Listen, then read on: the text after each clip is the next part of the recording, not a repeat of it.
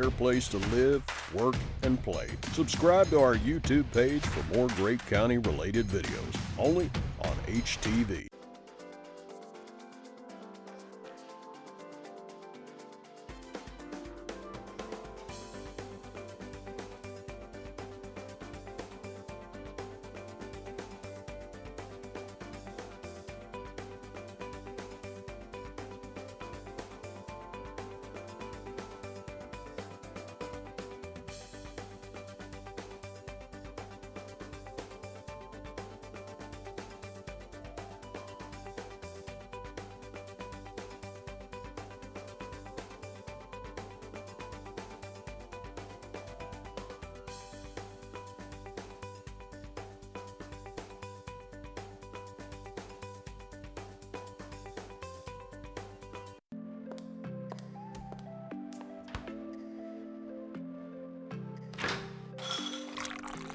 Alexa, play music from The Canoe Crew. Are you sure? Come again? Wouldn't you rather find out what's happening in your community? Of course, but how can I do that? Simply say, Alexa, enable Hillsborough County News Flash Briefing, and you'll be ready to go. Easy peasy. Yes, Sue, it really is easy peasy. Alexa, enable Hillsborough County News Flash Briefing. Hillsborough County News Flash Briefing enabled. Hello, Hillsborough. These are your headlines. For your community news, simply say, Alexa, enable Hillsborough County News Flash Briefing.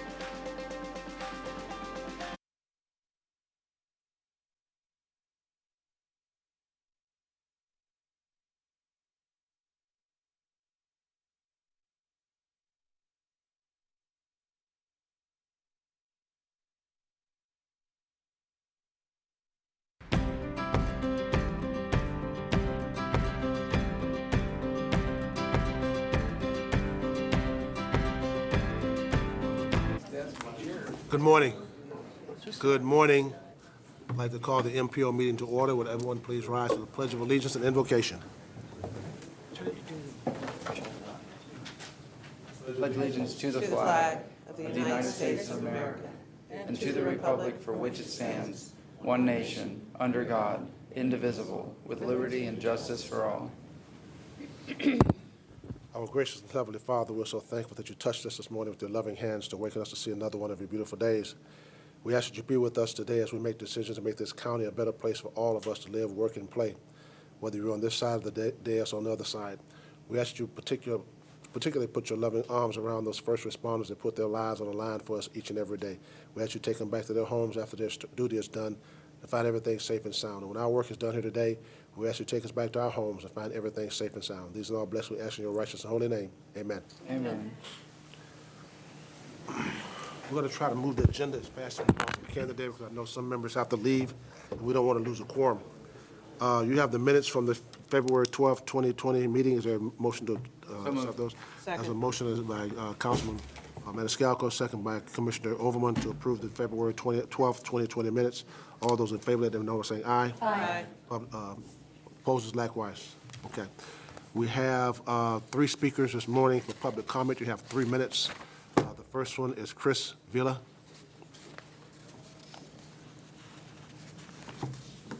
All right. Good morning, everybody. Chris Vella, 33605 Tampa, Florida. I'm here today. I'm a little bit upset that y'all approved the sound walls. I think that really set us back gravely. I think I will speak on the same note. On October, you guys approved the operational improvements. That really hurt our community badly. We are going to see even more cars coming off the 14th and 15th Street exits. We might have a future where the interstate might be widened, and we're going to see more sound walls thrown up in urban neighborhoods, in real dense areas. That's what the report refers to as real dense areas. I'm going to read to you a quote that I read from the socioeconomic impacts, and it says that TBX is unlikely, quote, unlikely to affect children or older adults or the disabled once it opens if they do not use the interstate. So right off the bat, we have a discriminatory use on a federal facility. Now, my community has been dealing with blight impacts and an enormous amount of traffic from Nusio Parkway and also from 14th and 15th Street, 21st and 22nd, West Tampa, Howard and Armenia, which is a similar setup of exits that they want to do in 14th and 15th. So you know, if you've been on Howard and Armenia, all the traffic's back up on the local roads because of the signals. Now, if you go to 21st and 22nd during peak, you can't even get on Adamo. You can't even cross from East and West Ybor City. Now, if imagine the same scenario to occur at Nusio Parkway, you have 14th and 15th Streets that are signaled, then you have 21st and 22nd. That's going to be a wall of cars going in every single direction. Folks, this is local trips that can be resolved with walkability, bike ped plans. This can be resolved with also with transit. I don't like to get on the interstate. I don't think anybody likes to get on the interstate to do a segment with less than 1/2 mile. We know that traffic comes from Adamo to go to HCC. We know traffic comes through downtown to go HCC. It's not just one direction. I spoke to the Business Guild in Ybor City. They are against these exits, just like the YCDC is, just like the Neighborhood Association is. When I spoke to folks at the Columbia restaurant, they remember there was some opposition against this back in the 1980s. Now, FDOT is coming back and saying, well, it's development. But I served on the Bar Latino Commission, and I approved development that reused the parking garages there, that reused the share lots there. We're not creating more parking spaces. So, opposed to 14th and 15th Street on this plan. Thank you. Thank you. Jim Davidson.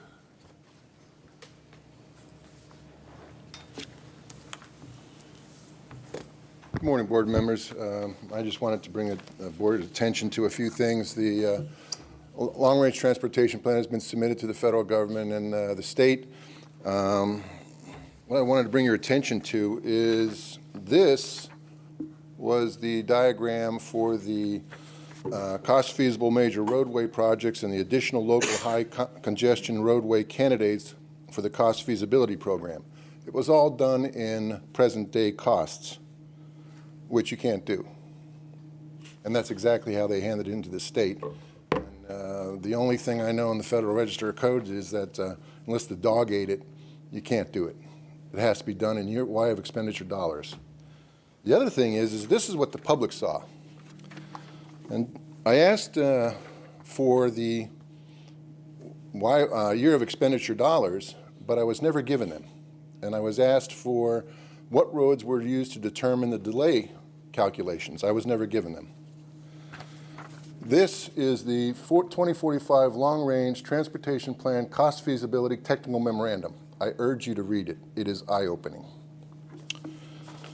Here at the bottom, it says additional local highway congestion roadway candidates for cost feasibility in millions of PDC dollars, $1,285 million in costs. That's present-day dollars. It says below that, total funding set aside for local major road projects, $1.248 billion. If you look at it, it looks like they have enough money to build all of them. And there's about 17 or 18 of them on there. But when you get to this document, that $1.248 billion turns into $660 million. You'll be lucky if you can build half of them. So if you're not sure what roads you were going to build, and you don't have enough money to build them all, how on earth did you do the calculations for the delay? You know what they did? They used them all. So they were using roads in their delay calculations that they knew they could not build. And if I'm wrong, Beth, please correct me. But that's exactly what happened. That's what you presented to the public. The violations, I read your compliance document too. I urge you to consult your lawyer because there's so many mistakes, it's unbelievable. And this won't be the last time you hear this, I promise you. Sharon Calvert.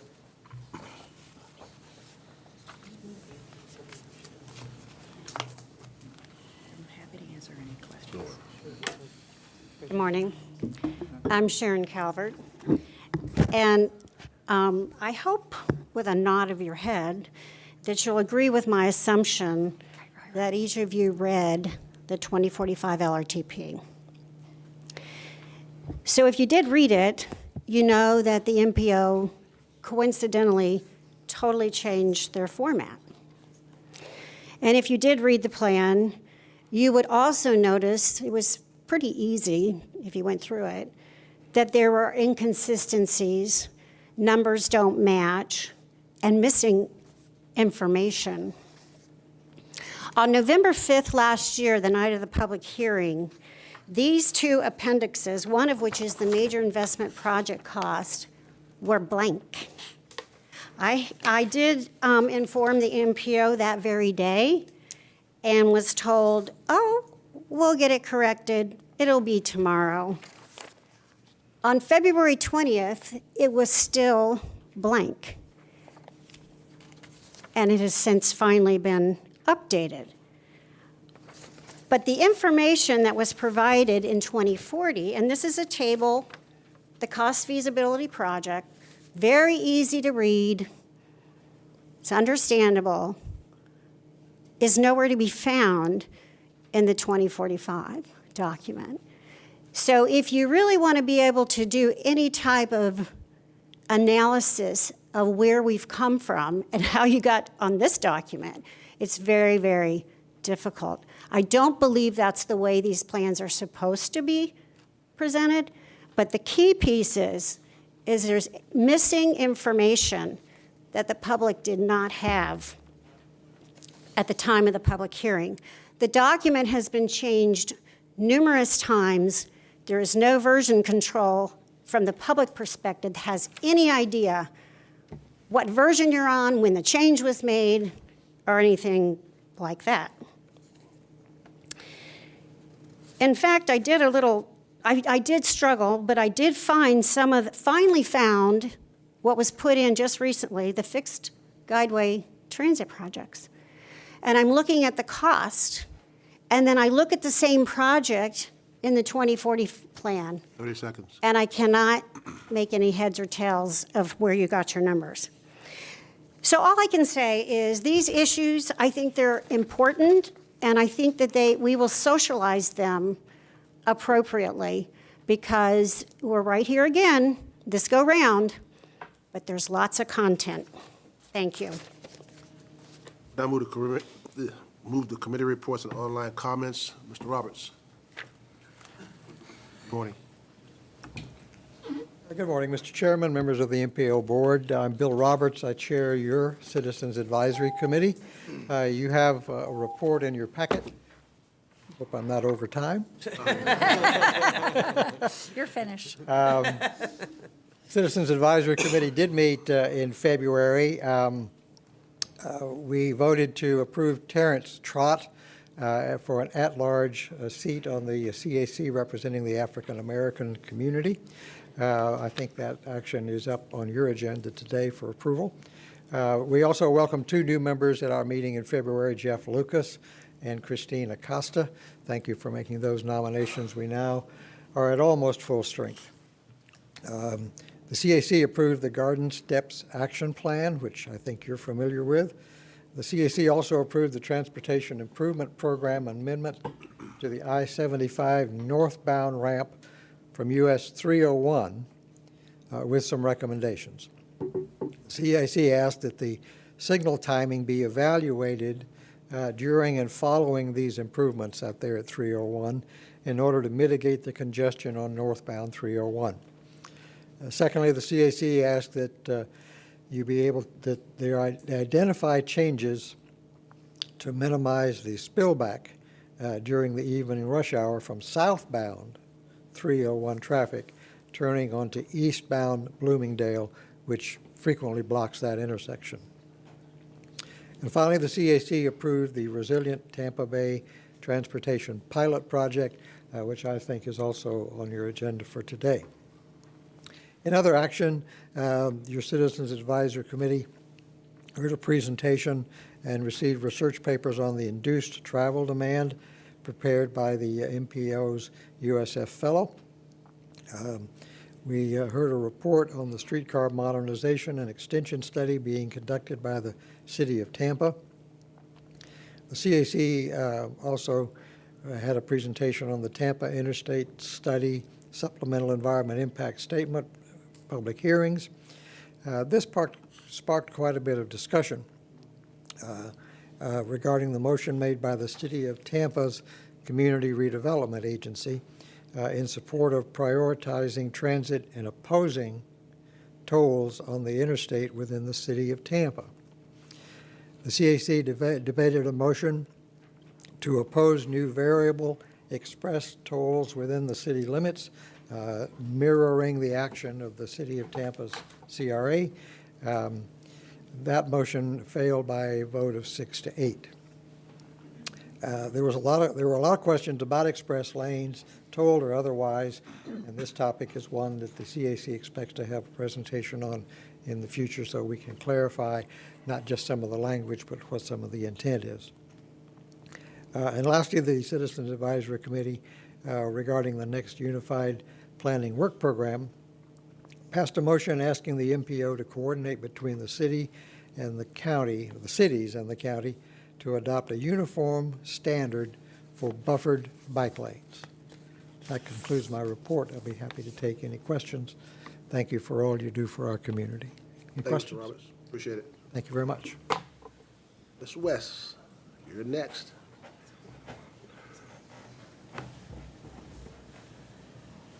Good morning, board members. Your other committees approved and forwarded the 3 items on your agenda for action today. The Technical Advisory Committee made a slight modification to one of the items, the Resilient Tampa Bay Transportation Pilot Project, to accept the report and to request that implementing entities strongly consider mitigation strategies. The Transportation Disadvantage Coordinating Board approved the annual evaluation of the Community Transportation Coordinator. The coordinator met all standards, and the service received an overall satisfaction rating of 98% from its clients. This group also learned that the use of Saturday service is rapidly growing. Other presentations made to the committee included induced demand, transit major project next steps, Heart Arterial BRT study, Tampa streetcar modernization and extension study, Vision Zero Speed Management Study update, update on bicycle-friendly business program, the Tampa Interstate Study Supplemental Environmental Impact Study, MPO's Unified Planning Work Program Call for Projects, and regarding the PWP Committee's requested consideration to add the following studies: right-size parking calculator, best practices in electric vehicle charging, continue audits for remaining schools and school safety study, looking at speed zones around parks, and best practices for street sweeping and bicycle lane maintenance. For your online comments, Gary Record sent an email expressing concerns about FDOT's February 27th public hearing on the Tampa Interstate Study Supplemental Environmental Impact Statement and environmental protection of the Hillsborough River. Both the MPO and FDOT staff have responded to Mr. Record.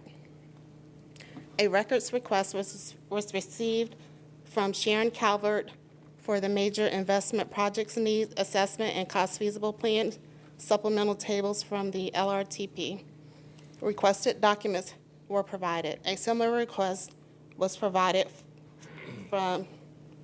received from Mr. Jim Davison. Correspondence between the county administrator staff and Plan Hillsborough staff regarding logistics for the conference room on the 26th floor, since there was an unanticipated relocation of last month's meeting. Mike LaMarca wrote regarding FDOT maintenance workers in the Ruskin Apollo Beach area who did not utilize laws regarding bicyclist safety. FDOT thanked Mr. LaMarca for notifying them, and they will follow up with their staff. There were no Facebook comments received. This concludes my report. No questions. Thank you very much. Thank you. Now move the consent agenda. We have a committee appointments on the consent agenda. May I have a motion to approve the consent agenda? So moved. Second. By Commissioner Kemp, second by Councilman Mascalco to approve the consent agenda. All those in favor, let it be known by saying aye. Aye. Opposed, likewise. Motion is adopted. Moving to action items. First is Transportation Improvement Program Amendment.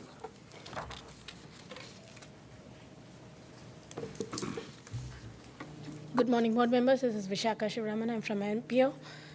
Today, I'm going to be presenting the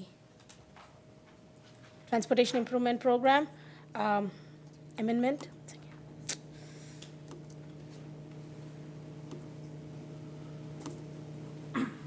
Yes. I'll just quickly bring up the project location. So this project is is at the location of I-75 and US 301 northbound interchange. And this, as you can see in the map, I'm also showing it relevant to the Hillsborough County. This TIP amendment has been brought to us by the FTOT to add a new project to the interchange at US 301 and US I-75. This project calls for the design and construction of roadway improvements, and what this project does is it mainly adds a lane, outside lane, to the I-75 northbound ramp from US 301 northbound to the northbound I-75 in Hillsborough County. There are other improvements also part of this program, which includes new concrete pavement, rehabilitation of existing pavement, signing, marking, and lighting. This project is actually, it goes with another project from the north of Lakes St. Charles Boulevard to the north of Progress Boulevard. So that's what this, and you have in your agenda packet, you have the fact sheet which is attached to this. I would just like to bring up to you the comparative report. If you can see, this is a new project. So it has an amendment number, but it's adding roughly $5 million to this. It's an advanced construction funds, and it's adding to this project.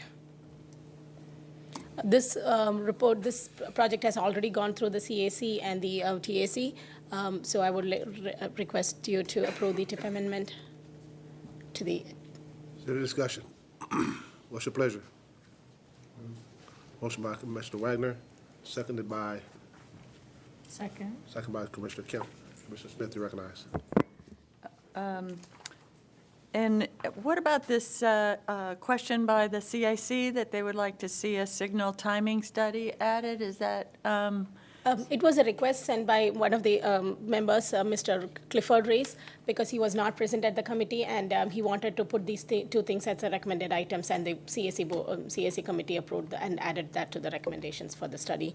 So what that is, it adds the signal timing to be evaluated at the interchange to mitigate congestion, and also they wanted to identify the changes to minimize spillback during and after the construction from the US southbound 301 to eastbound Bloomingdale, which because it blocks traffic. So this was the two recommendations that was sent out to us by Mr. Reis. It sounds sensible to me. Does FDOT have any? I think it's already part of the Okay. study. It's already included. That's what it's in the plan. All right, thank you very much. You're welcome. Thank you. Any other discussion? Okay, we have a motion by Mr. Wagner, second by Commissioner Kemp. Roll call vote. Roll call.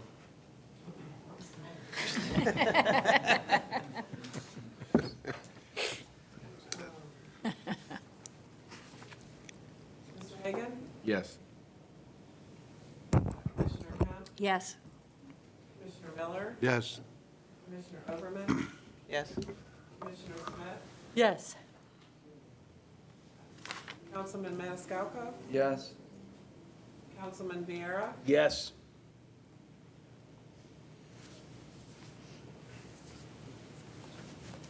Citro. Uh, Commissioner, or Attorney Clark? He doesn't vote, right? He doesn't vote. I didn't think so. Okay, let me do it from here. I was gonna say. Let me do it from here. Mr. Wagner? Yes. Ms. Klug? Yes. Stewart? Yes. Councilman Vieira? Yes. Councilman Maniscalco? Yes. Councilman Citro? Yes. Commissioner Kemp? Yes. Myself, yes. Commissioner Smith? Yes. Commissioner Overman? Yes. Commissioner Hagan? Yes. Mayor Lott? Yes. Marino. Marino? Yes. By my count, the vote passes. Thank you. I know you have a little problem, we'll take care of it, don't Excuse me. Thank you, ma'am. I wasn't sure if all the, Everybody votes. present was on. Everyone's here as a member except Executive Director and Attorney. Garden Steps Action Plan, Ms. Ogilvy. Good morning, Board. I have been asked to briefly give you an overview, so let's get going quickly. Garden Steps is a project that the MPO was awarded first runner-up for our work in creating and establishing community gardens in areas identified as food deserts and evaluating and improving transportation conditions surrounding garden sites. Our partners were the Department of Health, Tampa's Economic Development in East Tampa, the Coalition of Community Gardens, on which we could never have moved forward, HART, the Planning Commission, as well as the City of Tampa Parks. It is, we were looking at trends in which obesity has grown in the United States. We discovered that health is 50% of public policy. We discovered, rediscovered, or affirmed that transportation affects health in the areas of safety, walking, bicycling, our air quality. We've had lots of conversation about that in the last year. Connectivity to destinations so that we can build our wealth and health and equity. What we missed in this project, we discovered, was food access, and that food desert label became part of our daily speak. We created a county health atlas that helped us to identify health, environment, transportation, food, all layered over the city of Tampa because that was our study area. And I hope that you can see that circle that helped us to discover that we have some issues. This one is chronic diseases. We found ourselves, diabetes is in the same area, that we have our high crash areas layered on top again. So we said, okay, what are we going to do about this? It's evidence-based. We created many factors. We reached out to elders in the community and offered them food tasting in which they didn't want to eat their veggies. We have Wade directing us as we grow and build a 22nd Street pop-up garden. The City of Tampa created walk, bike signs, and we did some videos for Etna, 2 of them, speaking about what we were doing here. As a result, we were first place winners. You can read all the things of why we won. Evidence-based, moving forward, we would like to use the $50,000 that we won to create new gardens for the purpose of health and food access, for the purpose of community education, for the purpose of bringing forward safe and healthy activity as we move forward with our, matching transit to sidewalks. And it's a 3-year program. You can see that we have joined new partnerships, or they have joined us rather. Tampa Family Health Center, Middleton High School, and Connect and Propel are all supporting us. And so our request to you is to support the Garden Steps Action Plan that is in your packet. We have had the support indicated from the City of Tampa. We will be working in the 22nd Street and Osborne corridor for the next 3 years. And you can see from the picture we got all the right people to say yes in the area. And we'd like to recreate this garden and move forward. And we hope for your support. So moved. Second. Motion by Commissioner Kemp, second by Councilman Maniscalco. Is there a discussion? Commissioner Kemp, you're recognized. Thank you. I just want to say congratulations. Good work. Thank you. Impressive. Thank you. Really appreciate Ullman, it. you're recognized. Yes, thank you very much for spearheading this. And you're working with the county's extension office as well? Because they're in the Yes, process of they are developing doing a food yes, plan, ma'am. so I wanted to make sure. Oh, since yes, they're my aide embedded left with and the. that's what she's doing. I wanted to make sure you guys are connecting. This Very is much so. critically important for communities. It is. And it's a good example of when we put together not only policy, but also community outreach. Connect and Propel is an amazing organization that I've recently become aware of, and it's really great to see that you're with the Tampa Health Center. Yes, we're very pleased. Congratulations. Thank you. You're putting the East Tampa one at Middleton High School? I beg your pardon? You're putting one in Middleton High School? Yes. Is there someone here graduated from Middleton High School? Oh, yeah. And it's in my neighborhood. You're going to have a food hub in the next 3 years. We Okay, hope. any other discussion? We have a motion by Commissioner Kemp, second by Councilman Maniscalco. Seeing no further discussion, all those in favor, let it be known by saying aye. Aye. Opposed likewise, motion is adopted. Thank you. Thank you so much for it. Zillion, Tampa Bay. Thank you. My name is Allison Ye. I'm also one of the MPO staff members, and Resilience Tampa Bay is a project that came to you about a year, or maybe a little more than a year ago when we were starting the long-range transportation plan update. And it's an effort between the 3 MPOs, Hillsborough, Pinellas, and Pasco, and the Tampa Bay Regional Planning Council and Department of Transportation. So we're here today to present you the final draft report that we're going to submit to the Federal Highway Administration. I've been told to be brief as well, so I'll go through it as succinctly as I can. Things you know already, that we have 3 million people in the Tampa Bay area, second most populous area in the state with 1,000 miles of shoreline, with almost 60% in some type of flooding situation. So this was an opportunity to make sure that we incorporate this type of analysis into the long-range transportation plan as we move forward, and also to make the information useful to other types of plans like hazard mitigation, and emergency management plans and post-disaster development plans. We're a group of 11 projects around the country, including places in Atlanta, Middle America, Kansas, Quad Cities in Iowa, all the way in the West Coast, and even the Naval Facilities Engineering, who's looking at how their bridges might be vulnerable on their properties. We were very happy to do this project, but we were also mandated to do so for our long-range transportation plan. So we had to look at resilience and flooding strategies for the long-range plan, which I think you saw in previous presentations has been incorporated. So where it went into the long-range plan was this performance measure, state of good repair and resilience. And along the way, we did a lot of public participation. Each of the MPO representatives went and took this to all their committees and all their local mitigation strategy groups. And we also put this in front of the One Bay Resilience community, and we're also going to be presenting to the Tampa Bay Regional Planning Council. And this project will become part of their Resiliency Coalition, one of the projects in the works for that, to look at unified flooding, processes for transportation facilities.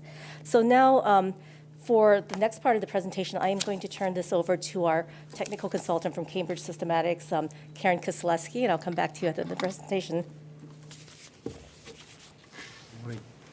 Thanks, Allison. Yes, good morning. I wanted to tell you the report has basically three components into it. It's a vulnerability assessment in terms of evaluating what road infrastructure is potentially vulnerable. It has a adaptation toolbox in it. So how can you identify mitigation strategies? How much do they cost? Where are they most useful? What conditions, contexts? And then it also has some cost information and some return on investment in it. And then all three of those kind of wrap up into identifying potential projects going forward. So just real quickly, I'll kind of touch on those three components and then identify the projects that Allison mentioned. So these were we did a robust suite of vulnerability assessments and then focused on the Category 3 storm with a high sea level rise for 2045 and then a 9-inch rainstorm. So these are kind of like a moderate high level of impact instead of a worst case. This is what downtown Tampa looks like now, and thanks to our friends at the Regional Planning Council, they did an overlay of what a Category 3 storm with a high sea level rise might look like in 2045 in that region. So that gives you some context for how deep and how wide.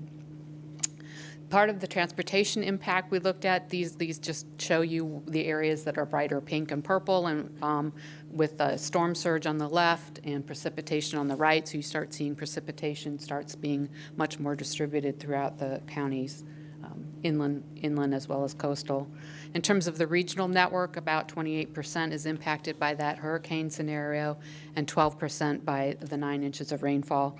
That's 20% in Hillsborough County for the hurricane and just a little over 11% for 9 inches.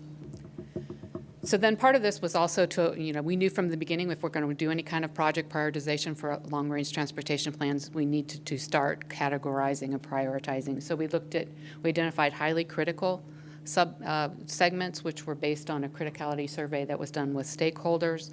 We had about 15 different components in it, kind of addressing some of the items mentioned here. And then we also segregated the highly vulnerable as well to be able to identify strategies that go with them.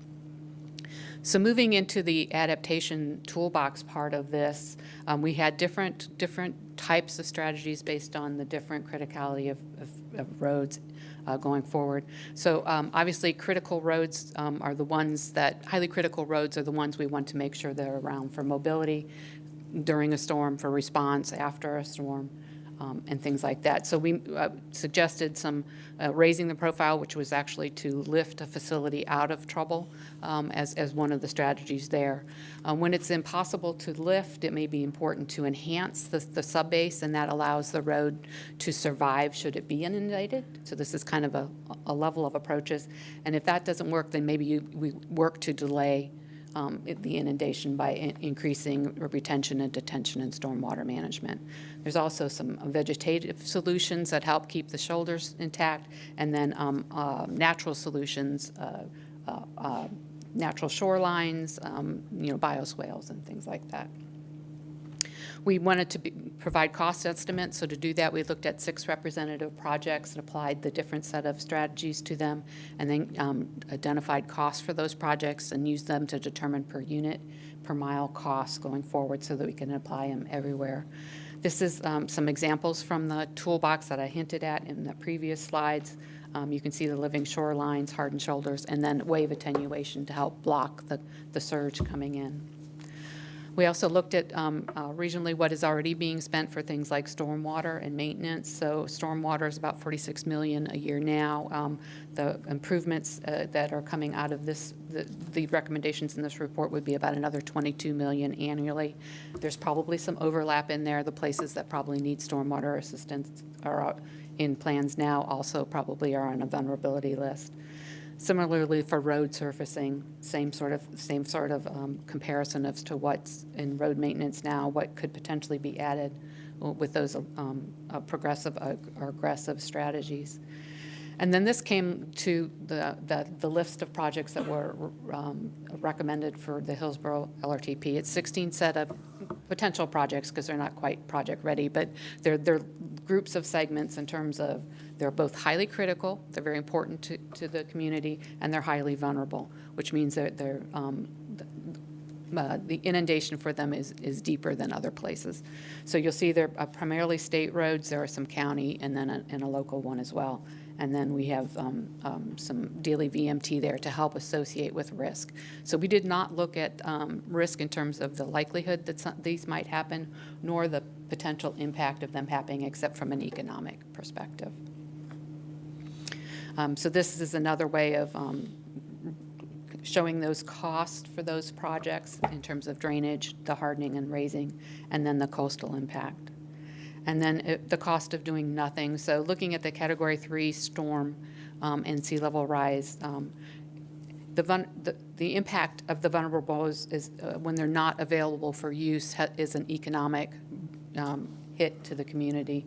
So we looked at 2 days, Randy did, and he'll be up next to tell you about his the sea level rise from the Regional Planning Council. So we looked at, what would be the economic hits if all the roads that are listed as vulnerable for a Category 3 storm with sea level rise were impacted. And so it's about 2.5 weeks where there's a cost, where there's a break-even point. So with that. So at this point, we're asking the board to accept the Resilient Tampa Bay Transportation Pilot Report, and also to request that implementing agencies strongly consider mitigation strategies for highly critical, highly vulnerable road segments when doing maintenance or other work on those roads. So moved. Second. Motion by Commissioner Kemp, second by Councilman Citro. Commissioner Kemp, you recognized. Thank you. It was a very compelling presentation. Thank you. I'll continue to look at it. We know we're in a very vulnerable area, one of the most vulnerable areas on Earth for sea level rise, ground zero. When you point out that 58% of the area is in flood zones, it's very alarming. A lot of the presentation was based around storm Category 3 plus sea level rise. But taking away even the storm threat, which we have to be worried about all the time and conscious of, I've just been, looking at the sea level rise period that is projected, and with the ice melting in Antarctic and in the Arctic and impacts like that. You had given some of these. You showed the Category 3 with the sea level rise in 2045 around the city of Tampa, and that was quite dramatic to watch.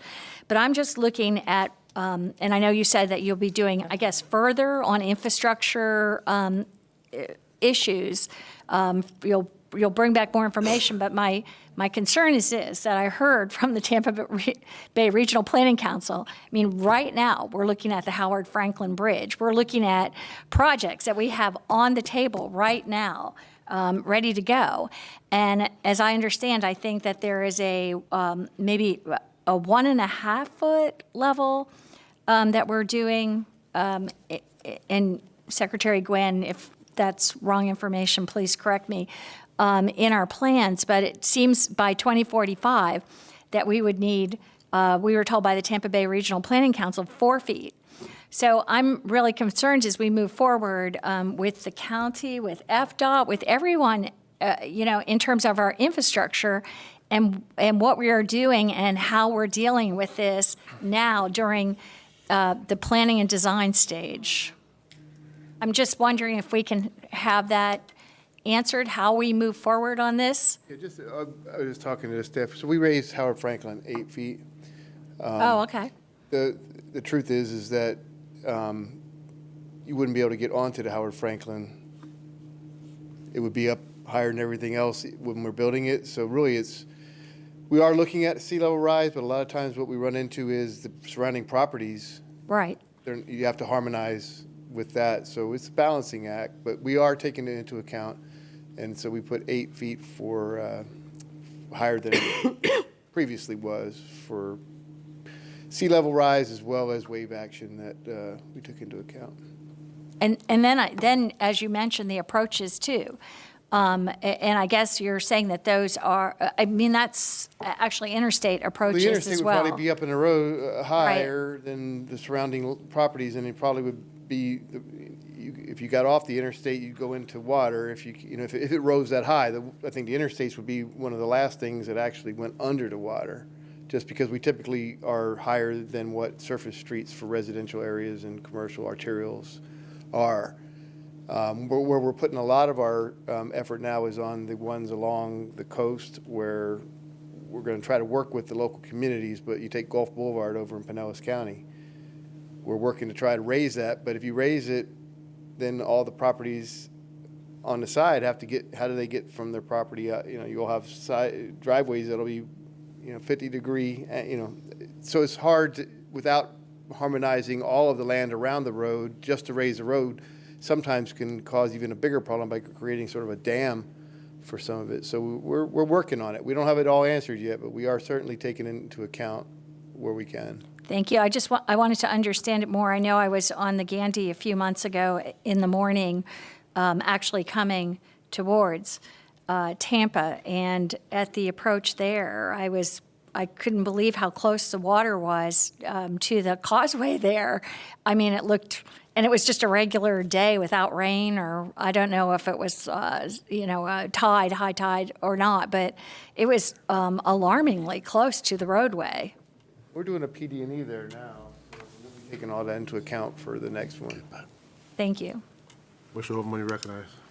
Thank you. Thank you for your report. We've seen bits and pieces of this at the BOCC level, but I'm curious, in approving this report and sending it on for a transmittal, does it actually set the specs in order to avoid, the additional cost? Because we are planning for 2045.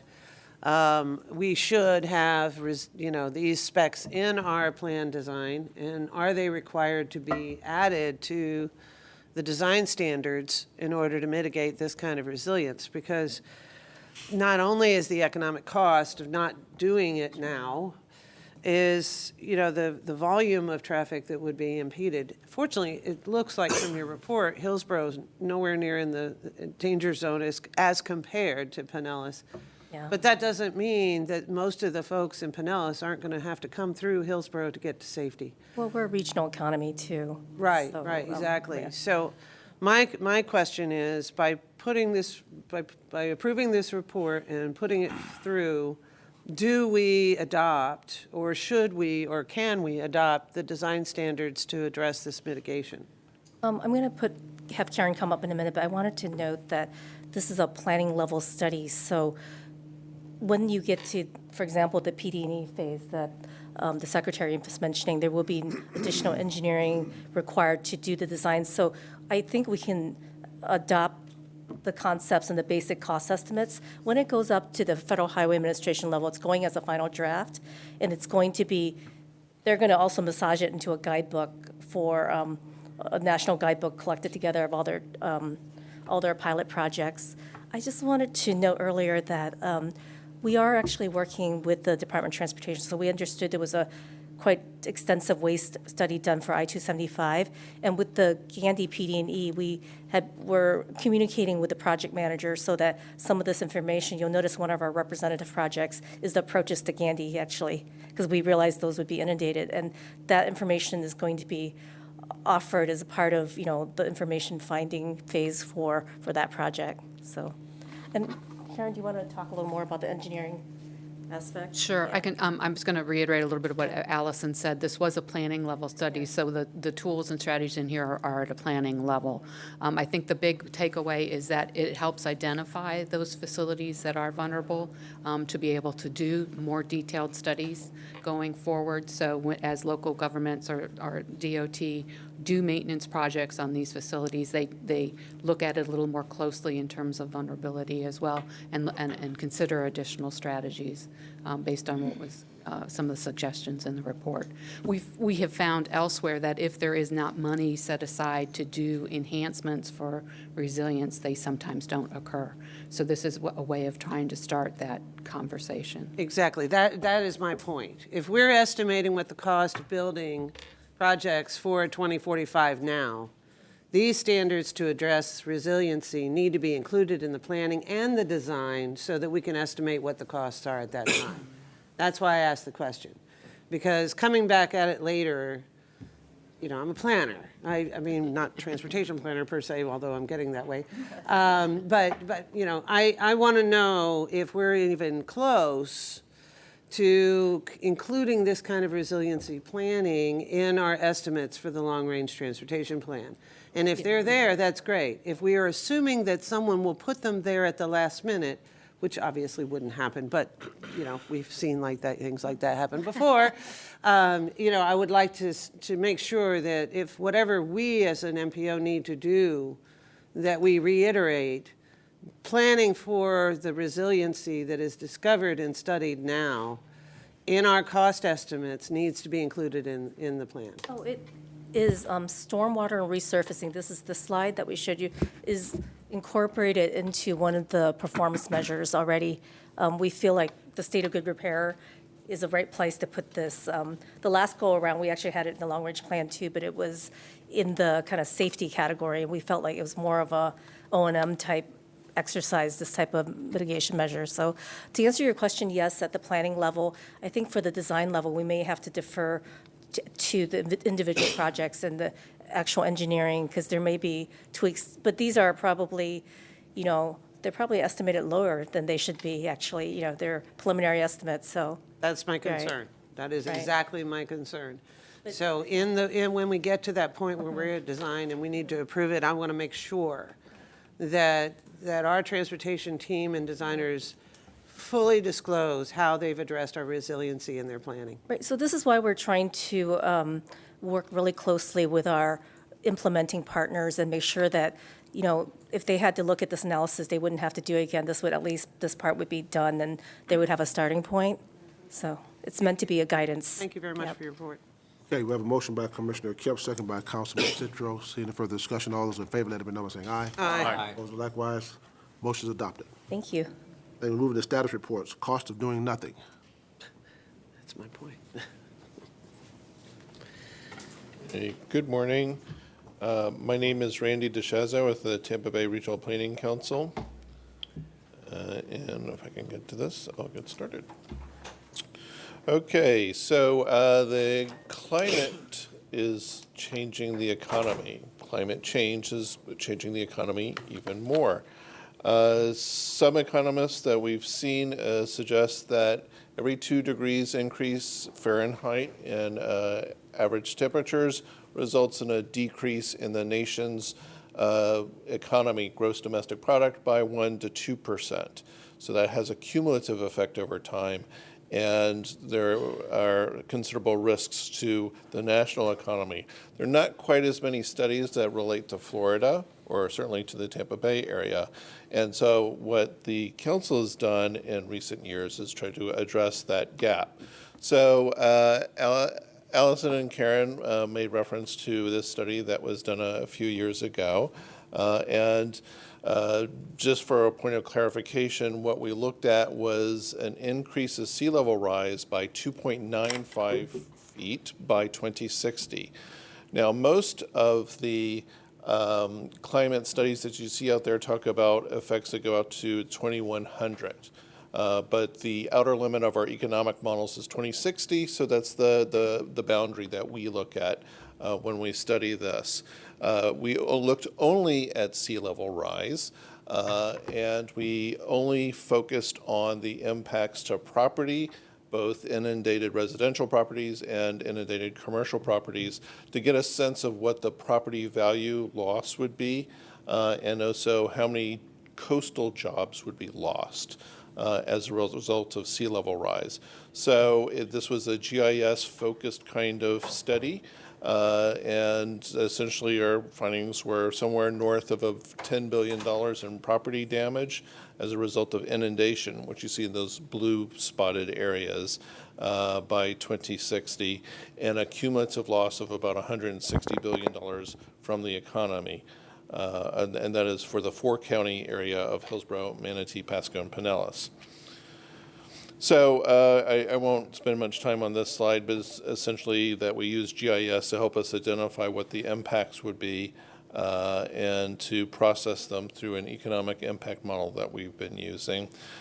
Instead, I'm going to change my focus here to talk about what we're going to be doing this coming year, which is that we're updating that sea level rise study with funds provided by US EPA to help us not only consider what are the impacts of sea level rise, but to specifically look at the impacts of heat and how that will influence our economy and the entire Florida economy as well. And with that, we are taking a recommendation from the Tampa Bay Climate Science Advisory Panel to update our sea level rise projections, that we're no longer looking at a little under 3 feet of sea level rise by 2060, but that we're going to be about 3.5 feet by that period, because what we're seeing is that sea level rise appears to be more aggressive than we thought it was even 4 or 5 years ago. So we'll be looking at impacts for both 2045 to have some alignment with resilient Tampa Bay transportation, and then for 2060, which is our horizon year. Since we now have an expanded area under our jurisdiction, we're adding Citrus and Hernando for a 6-county look, and we're going to look at how all of these things influence not just our economy, the Tampa Bay region, but in fact the rest of the state as well. And as I mentioned, we hope to get done with this by August. Now, what do I mean when I talk about the effect of higher temperatures? Well, as you might expect, we can anticipate increased mortality, heat stroke. Certain high-risk industries face lower productivity rates. And of course, we're going to be trying to adapt as we encounter greater heat, as that we spend more on energy to compensate for the discomfort that we might find. Now, certain sectors of the economy can both benefit and lose from climate change. So there are longer growing seasons in some cases, but then crops may suffer more, or some crops cannot grow under certain circumstances. But what I want to emphasize really in this slide is the really hard to read bar charts down in the lower right-hand corner, which talk about how the anticipated number of very hot days is anticipated to increase over the next 40 to 60 years. Right now, we have a fairly moderate weather on an annual basis, according to the data, about a week of days that are over 95 degrees. And by the end of the century, that will increase to 52 days a year. And I think this is important to really call out, because when we talk about climate change, when we talk about heat impacts, we need some context, because even at 52 days a year, we're still only half of what Arizona currently experiences. So we need to make sure that we keep things in context. However, when it comes to things like storm damage, we will continue to be the reigning champs. So we can anticipate storm damages to increase by 2 to 3 times what we would normally expect during the course of a year. And of course, with sea level rise, there are some other factors, just increasing flooding, saltwater intrusion, all kinds of things that will one way or another impact our economy. Now, there's a lot to consider here. There are many different industries, there are many different sectors of our daily life that are potentially impacted here. So what we're doing is a pretty wide-ranging synthesis of the literature to help us put together a model for thinking about what the overall impacts are. We're binning all of these impacts into 8 general areas that you see here. I won't go into all of them, but you can see them. There's farm, there's labor productivity, the mortality. I'll talk about that in a little bit in some more detail. So here is our obligatory diagram of our complicated economic model. It is a state-of-the-art macroeconomic model used throughout the United States and Canada. It has an international reputation, and we'll be continuing to use this model throughout this study. So I'm going to give you an example. This is a fairly short running presentation at this point, but I wanted to talk to you a little bit about the impact of heat on mortality rates. There's this factor that we call wet bulb effects, which is that the human body sweats to cool itself off, but at certain temperatures, say over 95 degrees and with a certain degree of humidity, the body can't cool off using natural processes. So many people die. The rate at which people die depends on your age. The older you are, the much more exposed you are to those risks of dying from heat exposure. Now, when you combine that with the fact that our population is aging, we're going to see a lot more senior citizens in the future that share the population that is exposed to heat mortality is going to be a lot bigger in the coming decades. And so what does that mean in terms of additional deaths from heat exposure? So these are decade averages here. And so what we would anticipate over the next 10 years, on average, is about 75 extra deaths in Hillsborough County from heat mortality, and about 1,100 deaths per year across the state, and that includes Hillsborough. Now, what this means in terms of context, again, is that there are about 1,300 to 1,400 deaths annually from auto accidents throughout the state. So you get a little sense of how things compare, and that we continue to see a rise that will become much more dramatic by the end of our analysis period, by 2060. From 2050 to 2060, we're talking about a bit short of 300 people dying of heat mortality impacts due to climate change. But by the year 2060, that could be about 600, with a 1 in 20 chance of that being upwards of 800 people a year, and up to 7,000 to even 8,000 a year across the state. Okay, there are assumptions here. There are incomplete pieces of data. There are things that we have to draw from other sources.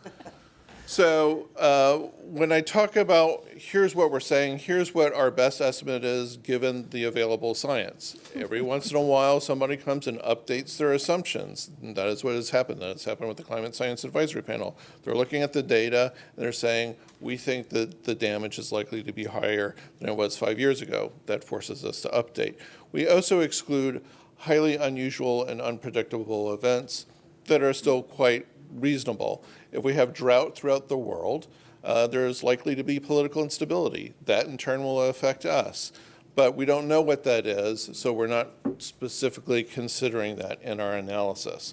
So I just want to make sure that I put it out there that we're not saying this is going to happen, but we need to keep all of this in mind, that these things are not perfect.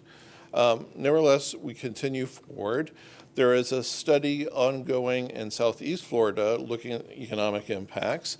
And so we've been in touch with their consultants to share how we're going to resolve some of these questions that come up about assumptions and gaps in the data that I mentioned in the previous slide. And so we have a common goal of having studies that are ultimately comparable to each other. And what we hope to do then is go through the process. I won't read all of these things, but ideally bring this back sometime in August to the Climate Science Advisory Panel and continue with presentations to our partners to get feedback and learn some more about this issue. And that's it. Thank you. Any questions? Any questions? Thank you very much. Thank you. Appreciate it. Plan Hillsborough Annual Report. Excuse us. Zornita. Women's history. Good morning, Melissa Zornita, Executive Director of the Hillsborough County City-County Planning Commission.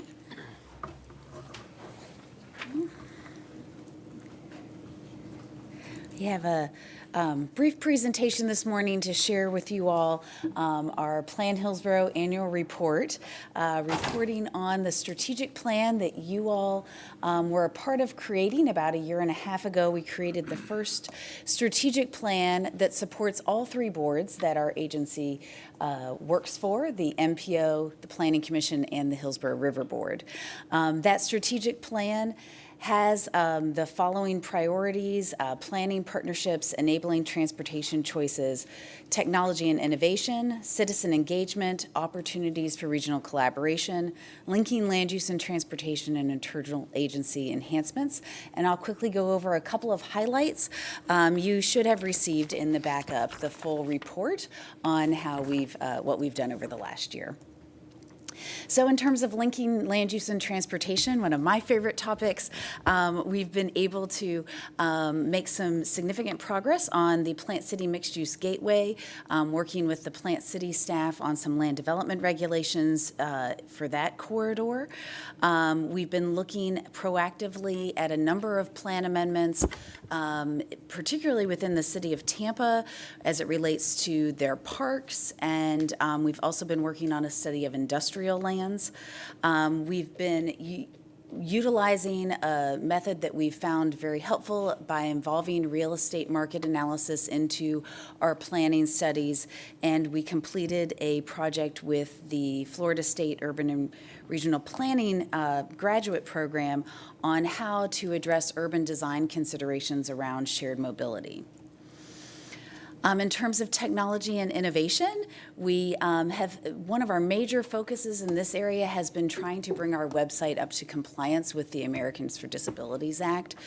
So we have a long way to go in that regard, but that's something that we've been making as a major focus. We also have a transportation improvement project viewer that you might be interested in on our website there as well. You can look at the specific projects that are in the tip.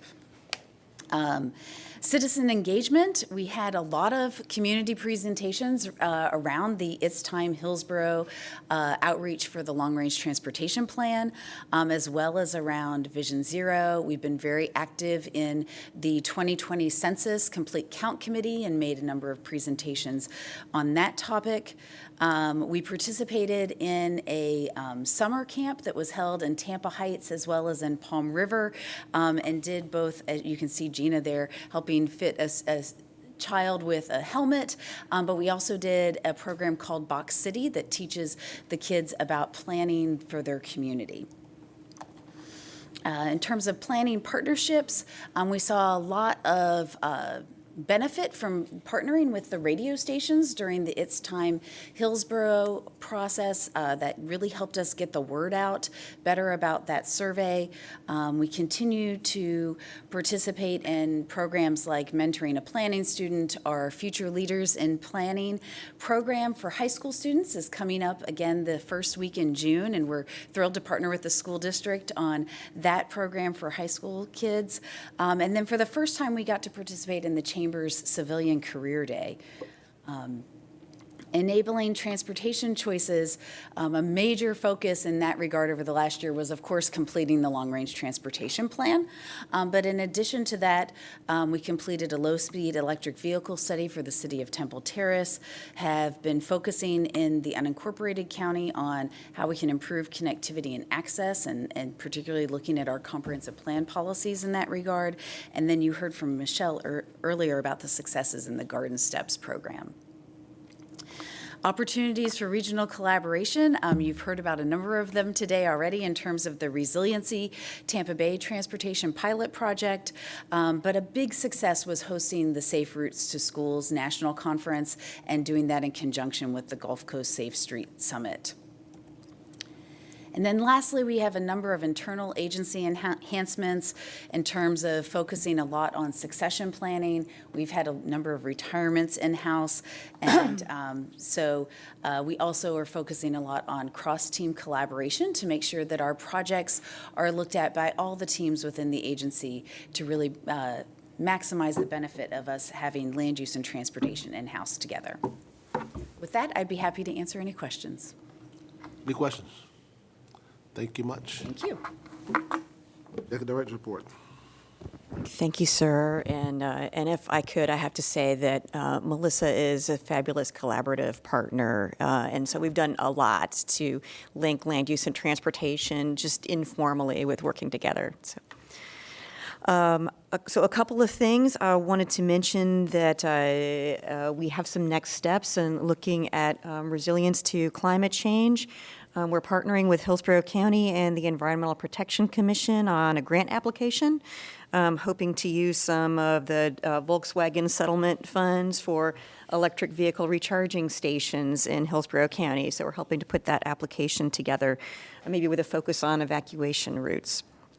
And I also wanted to congratulate Allison, if she's still here. I guess she's not still here, but she has been invited to serve on a national panel on resilience planning for transportation.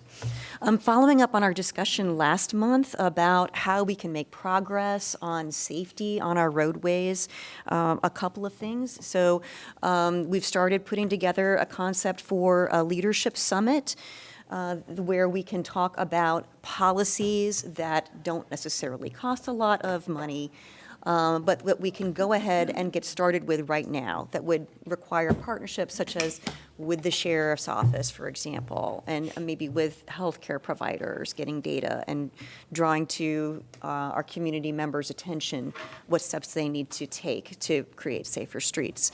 So we're looking at creating that leadership summit potentially in the August or September timeframe. Also following up on last month's discussion, you heard Peter Hsu from District 7 mention an upcoming event to celebrate the Fletcher Avenue Complete Streets project. So that will be with I think it's the Deputy Administrator for the National Highway Traffic Safety Administration. District 7 is organizing this event. So that'll be Monday, the 16th of March at 9 a.m. on Fletcher Avenue. We'll meet in the parking lot of the McDonald's near 22nd Street.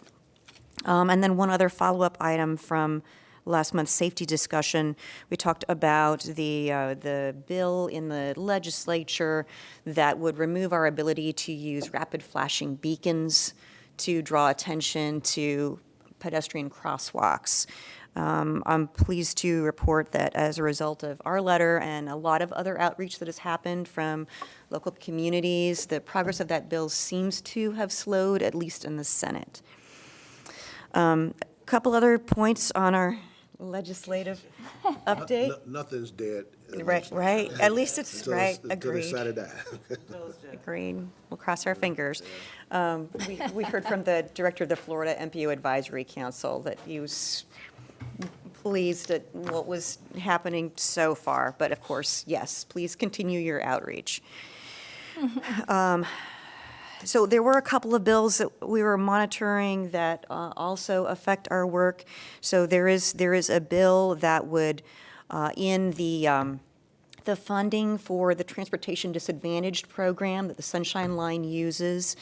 There's a bill to focus some funding on cross-county trips, which are fairly limited right now. That bill is making progress, has passed the House and has been referred to the Senate. Also, we've talked about changes in our regional planning with T-BARTA refocusing on transit only and the MPO Chairs Coordinating Committee taking the lead on multimodal regional planning. There is a bill that would separate the MPO Chairs Coordinating Committee from T-BARTA, and that is going to a full floor vote in both the Senate and the House. And I think that's it. We have our TMA Leadership Group meeting coming up this Friday. That will be hosted in Pasco County. The address is up on our website. We also are traveling with HART for a tour of the Sunrail in Orlando on Thursday. If you need transportation, please let me know. We are providing a van for our board members. We'll need to leave County Center promptly at 7 o'clock in the morning, so please do let me or Cheryl know if you would like a ride. And finally, we need to draw a couple of names. We have 2 pairs of tickets to Tampa Bay Lightning games. Thank you to the Lightning. And we would like to provide those pairs of tickets to some of the citizens who came out to march in the Martin Luther King Jr. Day Parade as part of the Vision Zero Coalition. And so at the end of the meeting, I'd like to invite Commissioner Miller to draw a couple of names out of our smiley face cup. Thank you, sir. You have to turn the smiley Any, face. Commissioner Overman, you recognize. I have just a quick question. I don't know whether it needs to be as part of your report or new business, but recently, in looking at our comprehensive plan for Hillsborough County and other planning that we do, I discovered that our fee structure calculation, cost structure calculations assume a level of service D as a standing operating procedure. And that's problematic if our priority is safety. If, I don't consider below average, planning for below average a priority when it comes to planning for safety. If C is what we get safety with, then we have a disconnect in our policy. So I'd love to get an understanding of when we adopted the level of service D as our planning tool in our comprehensive plan and how it impacts our long-range goals of safety and design. Because if we're designing for dangerous roads or a level of service that's not delivering what we need, I'd be very interested in finding out how do we fix that problem. I noticed in our several things that are coming up at the Board of County Commission level that there's an assumption that that's the way we're operating, and I'd love to get a report on finding out whether that's true. Okay, I'll get back with you. Thank you. Stewart, you recognize. Thank you, Mr. Chair. And I don't really know, I just want to bring this out into the light because I'm struggling a little bit down the street 2 blocks with some planning that is happening or not happening in this building, both at the MPO level and at the commission level, that is starting to put the brakes on some stuff that we're trying to do. So I want to start with the Baum Road project. We have a school opening on Baum Road in August of 2020. That is a 2-lane road with 1 in and 1 out for this school. It is going to max out at capacity at 3,000 students the day it opens. It is a middle school and a high school combined for the first 3 years because we don't have the money to build the middle school. I learned a few weeks ago that instead of having other funding sources to fix and repair and improve this road so that the residents of this community aren't stuck sitting in front of my high school for hours trying to get in and out of their community, which is similar to what happens in Fishhawk. The request has been made to do a PD&E study from this agency, which is going to take no less than 3 years to complete and then start improvements. So I don't know where the coordination happens or starts or ends, but for me, this is a huge issue because we're going to get slapped with all of a sudden major complaints from the community. You're going to have similar traffic issues as you have in Fishhawk, and there's no light at the end of the tunnel for the residents who live there. And I can't fix it alone. We are prohibited from doing traffic improvements or road improvements unless they're on our property. So I want to bring that out into the open as this body meets and as the commission begins to meet and have these conversations. This is a problem. I've had this conversation with the executive director. I don't know where we begin to start. We're going to continue to have this problem. I'm looking at a purchase for 2 school sites right now on my agenda for next Tuesday. And the staff at the commission has asked for, which is beyond our requirement, a more in-depth traffic study. I can't purchase property right now for the district. We are prohibited from purchasing property that does not sit on a road that has a traffic problem or is deemed failed. So I'm not sure how I commit to making sure students are educated in this community. We have 38 schools minimum to build in the next 15 years, minimum. That's at a utilization of 150%. That's the minimum. And we have no plan in place for how we move to correct the issues that we have and continue to supply the community with the needs and the things that our residents deserve. So I'm not sure that there is a motion, or I'm frustrated with what's happening and how it's happening, and now it's going to start to hold up things that, I don't know if you saw 2 weeks ago, we had a rezoning hearing for 3 schools. It was a nightmare. It has been going on for weeks. It's been massaged and changed, and at the end of the day, I moved 200 students. I need to move about 1,000, but moving students is not easy. Parents don't like to move students, especially no level, I'll say, no level wants to move their child from one school to another. But I can't build fast enough to fill the schools that we have. And South County is a problem. So I don't know, Mr. Chair, if there is something that can be brought back to this board to have a different conversation. I don't know if a committee needs to be formed, but this is becoming a bigger and bigger problem as my staff continues to try and do what we need to do, which is provide for the community. And we're struggling now with how we find property that is approved by the commission, working with this body to make sure that road improvements are happening. Some of those road improvements could be done by another body much faster than they're done by FDOT and by this body. I'm going to turn to the executive director to ask for where do I go now at this point? I mean, we've had the conversation at a surface level as elected officials, but the decisions that are being made between the 2 buildings are not consistent with what the community needs, and so I'm very frustrated. Thank you. Sure. Of course, transportation is just one piece of the larger puzzle. But we would be happy to play our role with that. As a first step, we do have a board workshop scheduled on the 24th of March. The Baum Road project, as you know, is on our priority list. You've mentioned the timeline that's associated with that. When we put it on our priority list, we're talking about federal funding maybe 5 or 6 years out for the first phase, which would be a PD&E phase. So yes, that's a long way out going through our process. You're exactly right. I'm sorry, Ms. Sullivan, but that does not work. I don't know anyone in this room who thinks that a 5-year plan for a 2-lane road with 3,000 students entering and exiting every day works. It doesn't work. So our meeting on the 24th would be an opportunity for a dialogue with all of the implementing agencies about what our community's needs are and how do we address those needs. Can I ask who are the attendees at that meeting?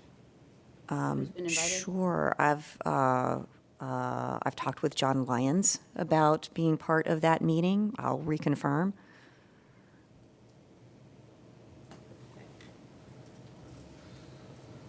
Commissioner Kemp, you want to recognize? I just wanted to say a couple things. One is, apparently a lot of this is, in effect, planning that even before I was on the commission took place.